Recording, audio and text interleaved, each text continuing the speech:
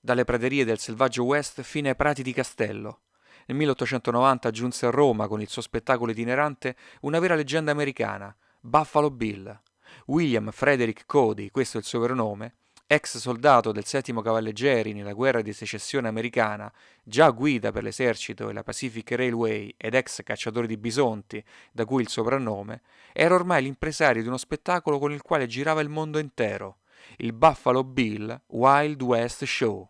La carovana arrivò a Roma nel febbraio del 1890 a bordo di 4 treni speciali, per un totale di 51 vagoni, sui quali viaggiavano centinaia di persone, bufali, cavalli e un'enorme attrezzatura. L'area scelta per ospitare l'accampamento fu quella dei Prati di Castello, all'epoca una grande piazza verde utilizzata fino ad allora per le esercitazioni militari. Il primo spettacolo ebbe luogo il 20 febbraio alle 2:30 del pomeriggio, di fronte ad un'enorme folla. L'arena a forma di ferro di cavallo poteva contenere 5.000 persone e il biglietto d'ingresso costava 5 lire, una cifra altissima per quei tempi. Ma accorrevano tutti, senza distinzione di ceto, incuriositi da un bombardamento pubblicitario mai visto a quel tempo. Manifesti, volantini, inserzioni sui giornali, era il primo esempio importato in Italia di show business. E quale migliore pubblicità per Buffalo Bill di farsi ricevere in udienza privata da Papa Leone XIII in occasione dell'anniversario della sua incoronazione? Ma la richiesta venne respinta perché la compagnia era troppo numerosa. Venne concessa però la possibilità a Buffalo Bill e a pochi membri del Wild West Show di presenziare al passaggio del Papa nella sala ducale. Era il 3 marzo 1890. Quel primo incontro tra i nativi nordamericani e il successore di Pietro seguiva 2 altri contatti avuti in precedenza. 2 missive, infatti, qualche anno prima, furono spedite dall'America proprio a Leone XIII.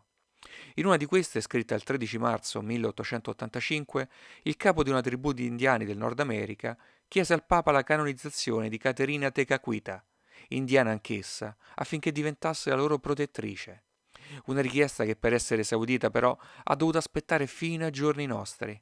Venne infatti beatificata il 22 giugno 1980 da Papa Giovanni Paolo II e canonizzata da Benedetto XVI il 21 ottobre 2012. E dunque quel 3 marzo 1890, in mezzo alla più antica aristocrazia romana, un gruppo di indiani con le facce dipinte, coperti di piume e di armi, salutò il passaggio del Papa con le loro tipiche urla. Il pontefice, sorpreso da un'accoglienza così insolita, dopo un attimo di titubanza, sorrise e benedì quegli ospiti così insoliti, che quasi si prostrarono a terra. Nel raccontare successivamente la sua esperienza romana, Buffalo Bill disse che non aveva voluto si togliesse alle selle e ai finimenti dei suoi cavalli la melma che si era attaccata negli ultimi giorni, molto piovosi, poiché voleva portare in America anche il fango romano, come ricordo di quell'antica ed eterna città. Il suo girovagare intorno al mondo finì nel 1913 e 4 anni dopo morì. Era il 10 gennaio del 1917.